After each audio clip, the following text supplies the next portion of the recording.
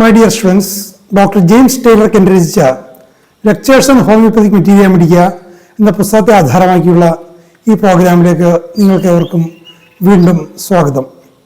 നമ്മൾ ഈ പരമ്പരയുടെ 188ാമത്തെ എപ്പിസോഡിൽ അലൂമൻ എന്ന അധ്യായത്തിൻ്റെ രണ്ടാം ഭാഗമാണ് പരിഗണിക്കുന്നത്.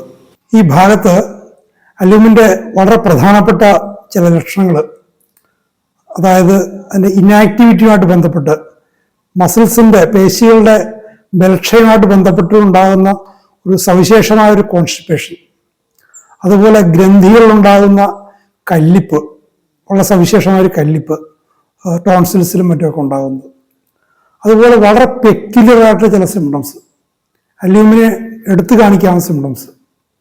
കാരണം വെച്ചാൽ അലൂമിൻ അത്ര പൂർണ്ണമായിട്ട് പ്രൂവ് ചെയ്ത ഒരു മരുന്നല്ല എന്നാണ് കെന്റ് പറയുന്നത്. കെന്റിന്റെ കാലഘട്ടത്തിലുള്ള കാര്യമാണ്. അതിനുശേഷം പിന്നീട് അതിൽ പ്രൂവിങ് ഉണ്ടായിട്ടുണ്ടോ എന്ന് എനിക്ക് അറിഞ്ഞുകൂടാ. ഏതായാലും കെന്റിന്റെ ലെക്ചേഴ്സിൽ ഒരു കംപ്ലീറ്റ്ലി പ്രൂവൺ റെമഡിയുടെ ചിത്രമാണ് ഉള്ളത്. അദ്ദേഹം പറയുന്നുണ്ട് ഹയർ പൊട്ടൻസീസിൽ ഇത് പ്രൂവ് ചെയ്തിട്ടില്ല, അതുകൊണ്ട് മെന്റൽ സിംറ്റംസ് ഇതിൽ വന്നിട്ടില്ല. മെന്റൽ സിംറ്റംസ് വന്നാലേ ഒരു ഔഷധത്തിൻ്റെ ഒരു കംപ്ലീറ്റ് പിക്ചർ കിട്ടുകയുള്ളൂ, ശരിയായ രീതിയിൽ ഉപയോഗിക്കാനും പറ്റുള്ളൂ. പക്ഷേ അലൂമിനെ സംബന്ധിച്ചിടത്തോളം മറ്റ് ഔഷധങ്ങളിൽ കാണാത്ത വളരെ ടിപ്പിക്കലായിട്ടുള്ള ചില സിംറ്റംസ് ഉണ്ട്. അതുകൊണ്ട് അലൂമിൻ്റെ ഉപയോഗം നമുക്ക് ഉപേക്ഷിക്കാൻ പറ്റില്ല. ആ ഒരു പ്രാധാന്യത്തിൻ്റെ പേരിലാണ് കെന്റിൽ ഉൾപ്പെടുത്തിയത്. അത്തരം വളരെ സവിശേഷമായ ചില ലക്ഷണങ്ങൾ അതുണ്ടെങ്കിൽ മറ്റ് ലക്ഷണങ്ങളെല്ലാം വന്നോളും. കാരണം ഒരു റൂബിക്കിൻ്റെ കീഴിൽ അധികം ഔഷധങ്ങളില്ല, ചുരുക്കമേ ഉള്ളൂ. അപ്പോൾ അലൂമിൻ്റെ കാര്യത്തിൽ അങ്ങനെ ചുരുക്കമായിട്ട് വരുന്ന ചില ലക്ഷണങ്ങൾ ഇതിലുണ്ട്. ആ ലക്ഷണങ്ങൾ ഉണ്ടെങ്കിൽ മറ്റ് ടോട്ടാലിറ്റിയോട് മറ്റ് ലക്ഷണങ്ങൾ താനേ അവിടെ ഉണ്ടാകും എന്നുള്ളൊരു പ്രസംഷൻ അനുഭവത്തിൽ നിന്നും വ്യക്തമായ ചില പ്രസംഷൻസ്, അത് ചുരുക്കം ചില ഔഷധങ്ങൾ നമ്മൾ നേരത്തെ കണ്ടിട്ടുണ്ട്. അപ്പോൾ ആ ഒരു പ്രാധാന്യത്തിൻ്റെ പേരിലാണ് അലൂമിനെ ഇവിടെ ഉപയോഗിച്ചിരിക്കുന്നത്. എനിക്ക് വ്യക്തമായിട്ട് അറിയാവുന്നതാണ് ചില ക്യാൻസർ കണ്ടീഷൻസിൽ ഈ വല്ലാത്തൊരു കോൺസ്റ്റിപ്പേഷനിൽ നിന്ന് രോഗിയെ സഹായിക്കാൻ, അത് ക്യൂറബിൾ കേസൊന്നും ആയിരുന്നില്ല എങ്കിൽ പോലും അലൂമിനെ കൊണ്ട് വളരെ ആശ്വാസം കിട്ടിയ ചില അനുഭവങ്ങൾ ഞാൻ കണ്ടിട്ടുണ്ട്.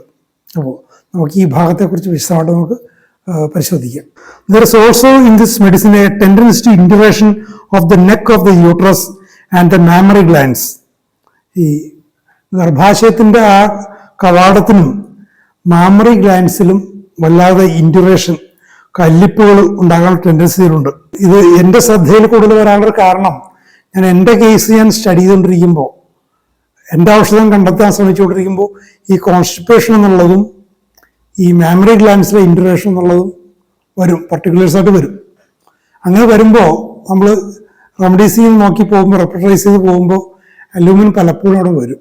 പിന്നീട് ഒരു ഡീപ്പർ അനാലിസിസിൽ അത് കിട്ടില്ല, കാരണം മെൻ്റൽ സിംറ്റംസ് ഇതിലില്ലേ താനും. അപ്പം അങ്ങനെ ശ്രദ്ധയിൽ എപ്പോഴും വരുന്നൊരു ഔഷധമായിരുന്നു.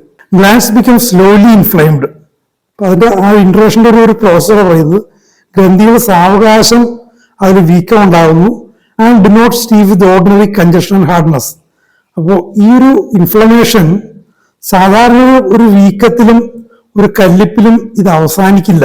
പക്ഷെ എങ്ങനെയത് what become as hard as bullets. വെടിയുണ്ട പോലെ, വെടിയുണ്ട ഈയം കൊണ്ടുണ്ടാകുന്ന, ഈയം കൊണ്ടുള്ള വെടിയുണ്ട പോലെ ഹാർഡാകുന്നവരെ ആ പ്രോസസ് ഓഫ് ഇൻഡുറേഷൻ തുടരും. അതാണ് അലൂമിൻ്റെ ഒരു സവിശേഷത. This innervation extends to the various glands of the body, but is especially noticeable in the tonsils. ഇത് ശരീരത്തിലെ പല പല ഗ്രന്ഥികളിൽ ഇത് ഉണ്ടാകാം, പക്ഷേ ടോൺസിൽസിലാണ് ഇത് കൂടുതലും ശ്രദ്ധേയമായിട്ട് വരുന്നത്. For those who have a tendency to colds which settle in the throat, especially singling out the tonsils and indurating these, those who keep on taking cold and the tonsils keep on growing and indurating. അപ്പോൾ സവിശേഷമായിട്ടും ഈ തണുപ്പടിച്ച് അത് തൊണ്ടയിൽ പോയി അടിഞ്ഞ് തൊണ്ടവീക്കം ഉണ്ടായി അവിടെ കല്ലിപ്പുണ്ടാകുന്ന പ്രകൃതിയുള്ള ആളുകളിൽ, അതായത് ഈ ടോൺസിൽസിന് സവിശേഷമായിട്ടും എടുത്തു കാണിക്കുന്ന രോഗാവസ്ഥകളിൽ അവർ കീപ്പ് ഓൺ ടേക്കിംഗ് കോൾഡ്, എപ്പോഴും ഇങ്ങനെ തണുപ്പ് അത് അടിച്ചുകൊണ്ടിരിക്കും. ഈ ടോൺസിൽസും എപ്പോഴും ഇങ്ങനെ വലുതായിക്കൊണ്ടിരിക്കും, കല്ലിച്ചുകൊണ്ടിരിക്കും. അതൊരു ഗ്രാജുവലി ഗ്രോയിങ് പ്രോസസ്സാണ്. എപ്പോഴും ഈ വലുതാകലും കല്ലിക്കലും ഇങ്ങനെ തുടർച്ചയായിട്ട് നിൽക്കുന്ന ഒരു സ്റ്റേജിലും അവിടെ സ്റ്റാഗ്നേഷൻ ഇല്ല.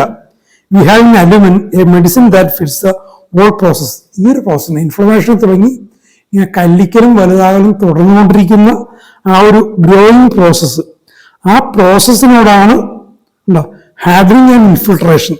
ഈ ഒരു പ്രോസസ്സിൽ അലുമിൻ വളരെ പ്രധാനപ്പെട്ടതാണ്. And it cures these cases according to the law of similars. ഇത്തരം കേസുകൾ ആ സമാനതകളുടെ നിയമം അനുസരിച്ച് അലുമിൻ ക്യൂർ ചെയ്യും.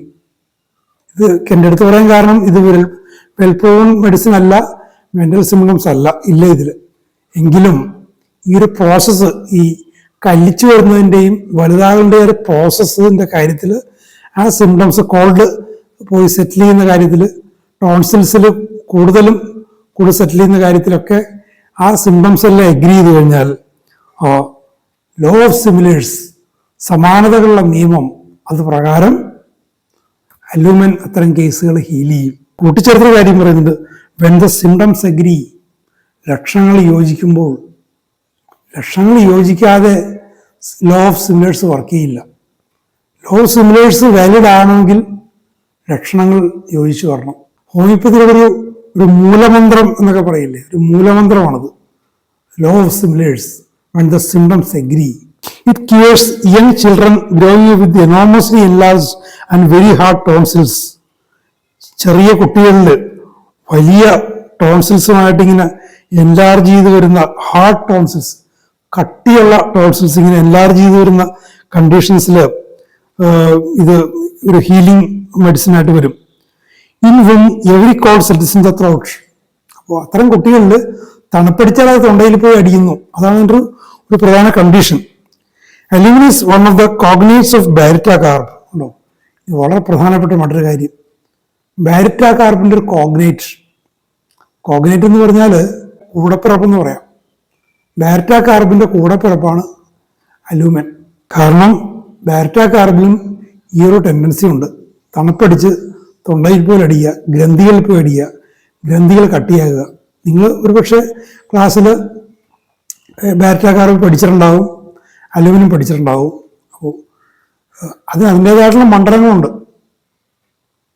ബാരിറ്റ കാർബ് യോജിക്കുന്ന സ്ഥലങ്ങളിൽ അലുമിനിയം യോജിക്കണമെന്നില്ല, അലുമിനിയം യോജിക്കുന്ന സ്ഥലങ്ങളിൽ ബാരിറ്റ കാർബ് യോജിക്കണമെന്നില്ല. അപ്പോൾ തൊണ്ടയിൽ ഈ തണുപ്പടിക്കൽ, ടോൺസിൽസ് കല്ലിക്കൽ ഒരേ അവസ്ഥയാണെങ്കിൽ പോലും ബാരിറ്റ കാർബ് യോജിക്കുന്ന സാഹചര്യങ്ങളുണ്ട്, അലുമിനിയം യോജിക്കുന്ന സാഹചര്യങ്ങളുണ്ട്, മറ്റു പല ഔഷധങ്ങളും യോജിക്കുന്ന സാഹചര്യങ്ങളുണ്ട്. രണ്ടിലും ഒരു സെയിം ടെൻഡൻസി ഉണ്ട്. In one patient there will be one kind of constitution and after thoroughly examining it look likes baryta carb. ഒരു രോഗിയിൽ ഒരു കോൺസ്റ്റിറ്റ്യൂഷൻ ഉണ്ട്. ആ രോഗിയുടെ ലക്ഷണങ്ങളെ തറലി എക്സാമിനിങ് തറലി, വെറുതെ എക്സാമിൻ ചെയ്താൽ പോരാ, നമ്മൾ ശ്രദ്ധിക്കേണ്ട കാര്യമാണത്. ഒരു രോഗി വരുന്നു, തൊണ്ടവേദന, ടോൺസിലൈറ്റിസ് എന്ന് പറഞ്ഞ് വരുന്നു, വെറുതെ നോക്കിക്കഴിഞ്ഞാൽ ധാരാളം ഔഷധങ്ങളുണ്ട്. അതിൽ വെറുതെ ഒരു ഊഹം വെച്ചുകൊണ്ടോ മുൻവിധി വെച്ചുകൊണ്ടോ മുൻ അനുഭവങ്ങൾ വെച്ചുകൊണ്ടോ ഒരു ഔഷധം കൊടുത്താൽ അത് ചിലപ്പോൾ താൽക്കാലിക ശമനം ഉണ്ടാക്കിയെന്നിരിക്കും. റിപ്പീറ്റ് ചെയ്ത് കഴിഞ്ഞാൽ ചിലപ്പോൾ താൽക്കാലിക ശമനം ഉണ്ടാക്കിയെന്നിരിക്കും. അതൊരു തരം സപ്രഷനാണ്, ഹോമിയോപ്പതി സപ്രഷനാണ്. പക്ഷെ അങ്ങനെയല്ല. എങ്ങനെയാണ് ഔഷധം കിട്ടേണ്ടതെന്നൊക്കെ എന്ത് പറയുന്നത്, thoroughly examining it. നിങ്ങൾ മുന്നിൽ വരുന്ന കേസുകൾ അതെന്തായാലും ശരി വളരെ സൂക്ഷ്മമായിട്ട് അതിനെ പരിശോധിച്ച് വിശകലനം ചെയ്ത് മനസ്സിലാക്കണം. ഇത് കേൾക്കുമ്പോൾ ചോദിക്കുമായിരിക്കും, ഇങ്ങനെ ഓരോ കേസും thoroughly എക്സാമിൻ ചെയ്ത് പോയി കഴിഞ്ഞാൽ ഒരു ജീവിതമാർഗം എന്ന രീതിയിൽ, തൊഴിലെന്ന രീതിയിൽ ഹോമിയോപ്പതിനെ എങ്ങനെ മുന്നോട്ട് കൊണ്ടുപോകാൻ പറ്റും? ആദ്യ വർഷങ്ങളിൽ അത് പ്രയാസകരമായിരിക്കും എന്നതിന് ഉത്തരം.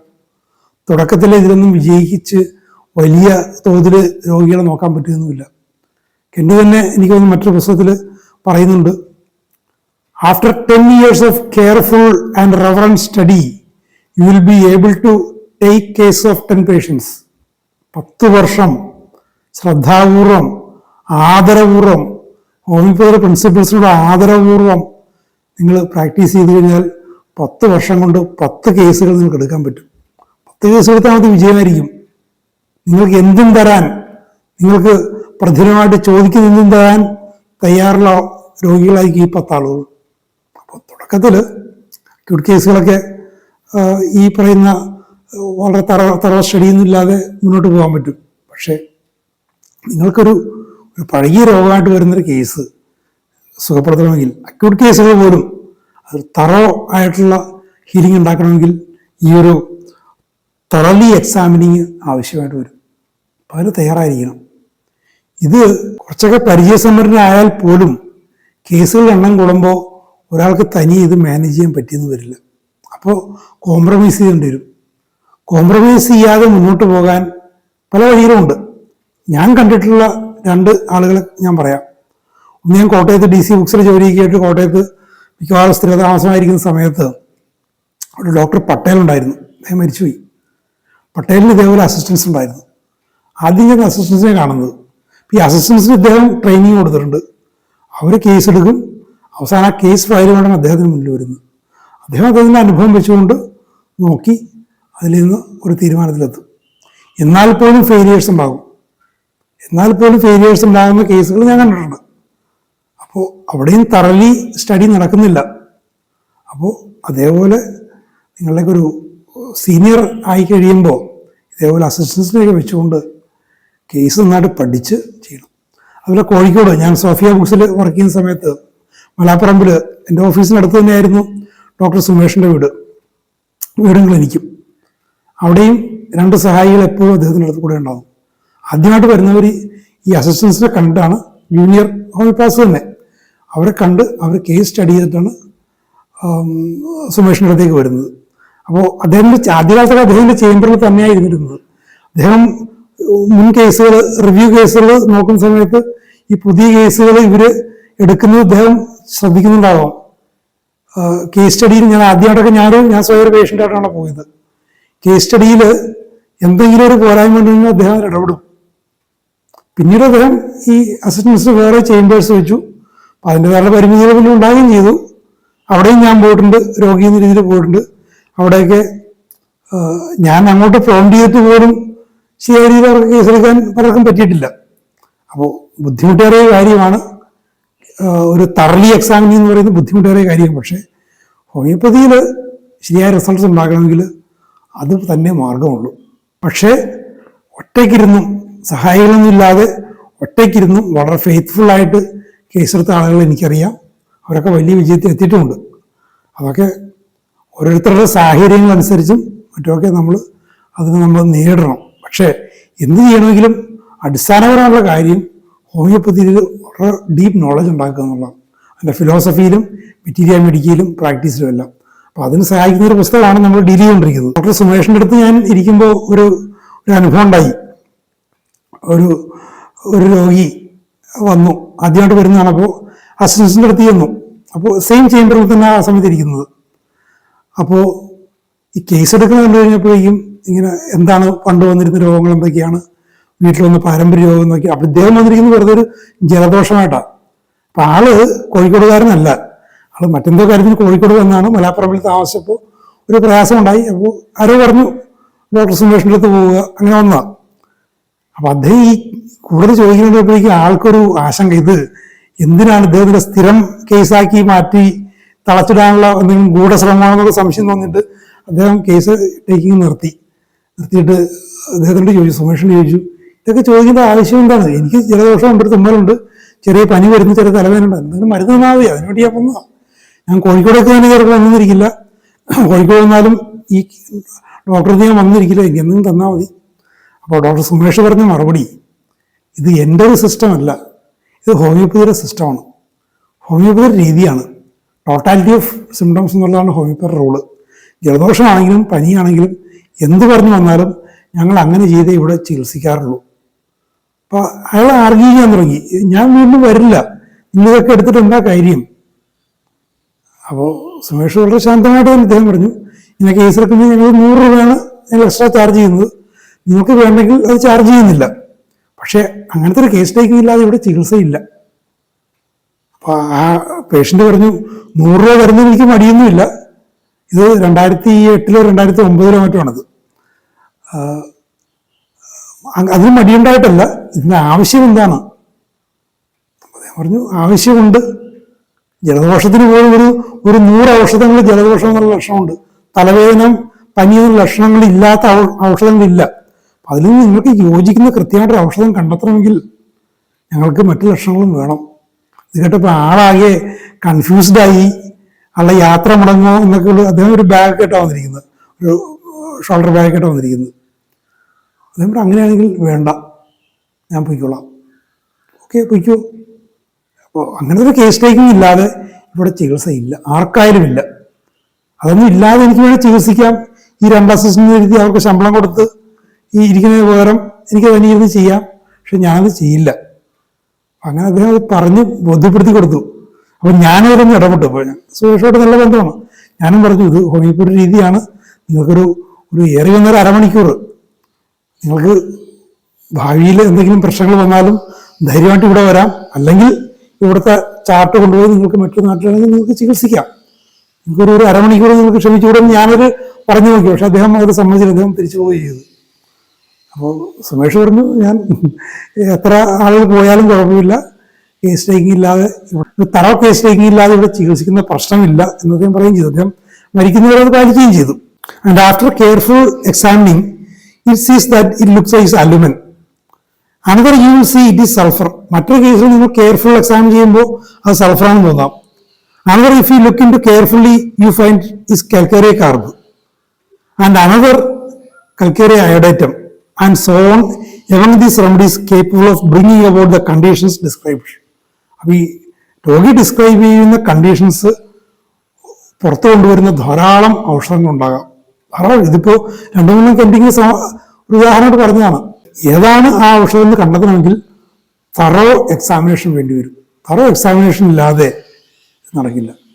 പിന്നെ കുറെ കഴിയുമ്പോൾ ഒരു 5-6 വർഷമൊക്കെ 10 വർഷമൊക്കെ എനിക്ക് പറഞ്ഞിട്ടുണ്ടെങ്കിൽ പോലും എൻ്റെ ഒരു നിരീക്ഷണത്തിൽ, പല ഡോക്ടർമാരും നിരീക്ഷിച്ചതിൽ ഒരു 5 വർഷം നിങ്ങൾ ഫെയ്ത്ത്ഫുള്ളായിട്ട് നിങ്ങൾ ചെയ്തു കഴിഞ്ഞാൽ, ഈ കെൻ്റെ ഈ ലെക്ചേഴ്സ് നിങ്ങൾ ശരിക്കും പഠിച്ചു കഴിഞ്ഞാൽ, നിങ്ങൾക്കൊരു രോഗി വന്ന് ഒരു 5 മിനിറ്റ് സംസാരിച്ചാൽ നിങ്ങൾക്ക് അയാളെക്കുറിച്ചുള്ളൊരു ചിത്രം കിട്ടും.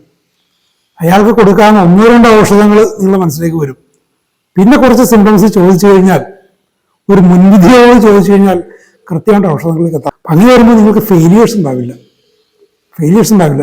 എത്ര സീനിയർ ആയാലും, എത്ര കേസിലേക്ക് ഇതേപോലെ ആളുകൾ നിർത്തിയെടുത്താലും ഫെയിലിയേഴ്സ് വരാം. ഫെയിലിയേഴ്സ് പറഞ്ഞാൽ ഹോമിയോപ്പതിയുടെ ഫെയിലിയർ അല്ല, അത് ശ്രദ്ധ പോരാ, അല്ലെങ്കിൽ അമിതമായ ആത്മവിശ്വാസം. If we can find symptoms which picture the constitutional state we have no trouble. അപ്പം നമുക്ക് ഈ കോൺസ്റ്റിറ്റ്യൂഷണൽ സ്റ്റേറ്റിനെ ചിത്രീകരിക്കുന്ന ലക്ഷണങ്ങൾ നമ്മൾ എടുത്തു കഴിഞ്ഞാൽ, അത് കണ്ടെത്തി കഴിഞ്ഞാൽ പിന്നെ വി ഹാവ് നോ ട്രബിൾ, പിന്നെ പ്രശ്നമില്ല. പ്രശ്നം പറഞ്ഞപ്പോഴാണ് നമ്മൾ ആ കോൺസ്റ്റിറ്റ്യൂഷണൽ സ്റ്റേറ്റിനെ ചിത്രീകരിക്കുന്ന ലക്ഷണങ്ങൾ നമ്മൾ കണ്ടെത്താൻ പറ്റിയില്ലെങ്കിൽ, if you can find symptoms which picture the constitutional state we have no trouble. ഇത് ഞാൻ നേരെ തിരിച്ചു പറഞ്ഞാൽ, if you cannot find symptoms or if you fail to find the symptoms which picture the constitutional state, ഒരു വിജയം ഉറപ്പാക്കാൻ പറ്റില്ല. അപ്പോൾ നമ്മളെ പ്രധാന കടമ എന്ന് വെച്ചാൽ we have to find symptoms. ഇത് മറ്റൊരു രീതി ഞാൻ പറയാണ്, കെന്റ് പറഞ്ഞത് മറ്റൊരു രീതി പറയാണ്. We have to find symptoms which picture the constitutional state, then we will have no trouble. അതാണ് ഇത് ഹോമിയോപ്പതിയുടെ വിജയത്തിന്റെ അടിസ്ഥാന മന്ത്രമാണത്. When the symptoms have been well gathered, the case is as good as cured. ഇത് മറ്റൊരു കാര്യം. സിംറ്റംസ് നന്നായി ശേഖരിച്ചു കഴിഞ്ഞാൽ ആ രോഗം സുഖപ്പെട്ടു എന്നതിന് സമാനമാണത്. സുഖപ്പെട്ടു. പിന്നെ നമ്മൾ മരുന്ന് കൊടുക്കുക, മരുന്ന് ശരിയായ രീതിയിൽ കഴിക്കുക എന്ന് പറയുന്നത് നോർമലായിട്ടുള്ള കാര്യമാണ്. ഉണ്ടോ? when the symptoms have been well gathered, ആണ് പ്രധാനപ്പെട്ട കാര്യം. ഇത് പറയുമ്പോൾ ഞാൻ പെട്ടെന്ന് മനസ്സിലാക്കി വരുന്നത് പ്രൊഫസർ എം ബി അപ്പൻ. അദ്ദേഹം മലയാളം പ്രൊഫസറായിരുന്നു. മലയാളത്തിൽ അക്കാലത്ത് ഏറ്റവും ഉന്നതനായിട്ടുള്ള സാഹിത്യ വിമർശകനായിരുന്നു. വളരെ ശാസ്ത്രീയമായിട്ട്, വളരെ സയന്റിഫിക്കായിട്ട് അനലൈസ് ചെയ്യുന്ന ഒരാളായിരുന്നു. പുസ്തകങ്ങളെ, സാഹിത്യകൃതികളെ, തത്വചിന്താകൃതികളെയൊക്കെ അനലൈസ് ചെയ്യുന്ന ഒരാളായിരുന്നു. അദ്ദേഹത്തിൻ്റെ ഒരു പുസ്തകമുണ്ട്, രോഗവും സാഹിത്യ ഭാവനയും. ആ പുസ്തകത്തെ ഞാൻ നേരത്തെ പറഞ്ഞു, അദ്ദേഹത്തിന് പിന്നീട് തൊണ്ടയിൽ ക്യാൻസർ ബാധിച്ചു. ആ ഒരു അവസ്ഥയിൽ അദ്ദേഹം പഠനം നടത്തി എഴുതിയ പുസ്തകം രോഗവും സാഹിത്യ ഭാവനയും. ആ പുസ്തകത്തിൽ അദ്ദേഹം ഒരാളെ കോട്ട് ചെയ്യുന്നുണ്ട്. ഞാൻ ആളുടെ പേര് മറന്നുപോയി. ആ പുസ്തകം നോക്കിയിട്ട് കാണുന്നില്ല, എൻ്റെ അടുത്ത് എവിടെയുണ്ട്, ആരോ കൊണ്ടുപോയെന്നറിയില്ല. അത് അദ്ദേഹം പറയുന്നത് രോഗത്തിന്റെ ഉറവിടങ്ങളെക്കുറിച്ച് തുറന്ന് സംസാരിച്ചപ്പോൾ രോഗം സുഖപ്പെട്ടു. ഒരാൾ കോട്ട് ചെയ്തിരിക്കുന്നത്, ഞാൻ ആ പേരുകൾ മറന്നുപോയി. രോഗത്തിന്റെ ഉറവിടങ്ങളെക്കുറിച്ച് തുറന്ന് സംസാരിച്ചപ്പോൾ രോഗം സുഖപ്പെട്ടു. ഈ രോഗത്തിന്റെ ഉറവിടം എന്താണ്? ഒരു കേസ് ടേക്കിന്, ഒരു ഹോമിയോപ്പതിക്കായിട്ടുള്ള കേസ് ടേക്കിങ്ങിൽ സംഭവിക്കുന്ന ഒരു കാര്യമാണ്. നമ്മുടെ രോഗത്തിന്റെ ഉറവിടം പറയുകയല്ല, നമ്മളുടെ രോഗത്തിന്റെ ഹിസ്റ്ററി, നമ്മളെ രോഗിയുടെ ഹിസ്റ്ററി ഇങ്ങനെ പറഞ്ഞു പോവുകയാണ്. അപ്പൊ ഓട്ടോമാറ്റിക്കായിട്ട് സ്വാഭാവികമായിട്ടും ആ രോഗത്തിന്റെ ഉറവിടം അവിടെ വന്നു ചേരും. അപ്പോൾ എന്താ, രോഗി സുഖപ്പെടും. ബാബുചേട്ടൻ പറയുമായിരുന്നു, a well taken case is half cured. പക്ഷെ കെൻഡിയുടെ പറയുന്നത്, when the symptoms have been well gathered the case as good as cured. പിന്നെ മരുന്ന് കൊടുക്കുക എന്നുള്ള ആ ഒരു യാന്ത്രികമായിട്ടുള്ള പ്രക്രിയ മാത്രമേ ബാക്കിയുള്ളൂ. കേട്ടോ, അതാണ് നമ്മളെ മുന്നിലുള്ള വെല്ലുവിളി. Well gathering of symptoms. ഈ വെൽ ഗാദറിങ് ഓഫ് സിംറ്റംസ് എന്ന് പറയുന്നത് ഹോമിയോപ്പതി ഫിലോസഫിയെ കുറിച്ച് ഒന്നാമത്, മെറ്റീരിയൽ മെഡിക്കയെ കുറിച്ച് രണ്ടാമത് തറ നോളജ് ഉണ്ടാവണം. ഈ പുസ്തകം അത് രണ്ടും നിങ്ങൾക്ക് തരും എന്നുള്ള കാര്യത്തിൽ എനിക്ക് യാതൊരു സംശയമില്ല. It is easy then to find a remedy. പിന്നെ ഒരു മരുന്ന് കണ്ടുപിടിക്കുന്നത് വെച്ചാൽ വളരെ സുഖകരമാണ്, വളരെ സുഖകരമായ കാര്യമാണ്. കുറച്ച് ഭാഗങ്ങൾ നമ്മൾ പരിഗണിച്ചുള്ളെങ്കിൽ പോലും ഹോമിയോപ്പതി ഫിലോസഫിയുടെ, ഹോമിയോപ്പതി മെറ്റീരിയൽ മെഡിക്കയുടെ പ്രാക്ടീസിന്റെ വളരെ വിലപ്പെട്ട പല വിവരങ്ങളും നമുക്ക് ഈ ഭാഗത്ത് നിന്ന് കിട്ടി. നമുക്ക് പിന്നീട് തുടർന്നുള്ള ഭാഗങ്ങളിൽ വളരെ വളരെ പ്രധാനപ്പെട്ട കുറേ കാര്യങ്ങൾ വരുന്നുണ്ട്. ഒരു വെൽ പ്രൂവൻ റെമഡി അല്ല എങ്കിൽ പോലും, മെന്റൽ സിംറ്റംസ് ഇല്ലെങ്കിൽ പോലും വളരെ ടിപ്പിക്കലായിട്ടുള്ള കുറേ ലക്ഷണങ്ങളിലുണ്ട്. തുടർന്നുള്ള ഭാഗങ്ങൾ വരും. നമ്മൾ അടുത്ത എപ്പിസോഡ് കുറച്ച് വൈകും. ഞാൻ ഈ പ്രോഗ്രാം, ഈ പരമ്പര തുടങ്ങിയപ്പോൾ, ഈ ചാനൽ തുടങ്ങിയപ്പോൾ ഒരു 2 വർഷത്തേക്ക് ഞാൻ പുസ്തകങ്ങളുടെ വർക്കൊന്നും എടുക്കരുത് എന്ന് ഞാൻ മനസ്സിൽ തീരുമാനിച്ചിരുന്നു. പക്ഷേ സാഹചര്യങ്ങൾ സമ്മർദ്ദം മൂലം ചില പുസ്തകങ്ങൾ എനിക്ക് എടുക്കേണ്ടി വന്നു. ഇപ്പോൾ ഞാൻ മുൻപ് വിവർത്തനം ചെയ്തിട്ടുള്ള പുസ്തകം ചിലപ്പോൾ നിങ്ങളൊക്കെ കേട്ട് കാണും, ജിം കോർബറ്റിന്റെ മാൻ ഈറ്റേഴ്സ് ഓഫ് കുമയോൺ, കുന്നുകളിലെ നരഭോജികൾ എന്ന പേരിൽ ഞാനത് വിവർത്തനം ചെയ്തിട്ടുണ്ട്. 10,000 കോപ്പികൾ വിറ്റ പുസ്തകമാണത്. ഇംഗ്ലീഷും ഇന്റർനാഷണൽ ബെസ്റ്റ് സെല്ലറാണ്. പക്ഷേ ജിം കോർബറ്റിന്റെ ഒരു ജീവചരിത്രം മലയാളത്തിലില്ല. ഇംഗ്ലീഷിലും അത്രക്ക് വിപുലമായിട്ടുള്ള അധികാരമുള്ള ജീവചരിത്രം ഇല്ല. അപ്പോൾ അദ്ദേഹത്തിന്റെ 125ാം ചരമവാർഷികമാണ് ഈ വർഷം, 2025. 125 വർഷമാകുകയാണ്. അപ്പോൾ അദ്ദേഹത്തിന്റെ ജീവചരിത്രം രചിക്കാനുള്ളൊരു ഗവേഷണമാണ്. ഞാൻ നാളെ കുമയൂണിലേക്ക് പുറപ്പെടുകയാണ്. അവിടെ പോയിട്ട് കുറച്ച് റിസർച്ച് വേണ്ടി വരും. ഒരാഴ്ച അവിടെ ചെലവഴിക്കേണ്ടി വരും. ആ സമയത്ത് നമ്മളുടെ അടുത്ത എപ്പിസോഡ് ഉണ്ടാവില്ല. അത് കഴിഞ്ഞ് നമുക്ക് വീണ്ടും കാണാം. Thank you very much for watching.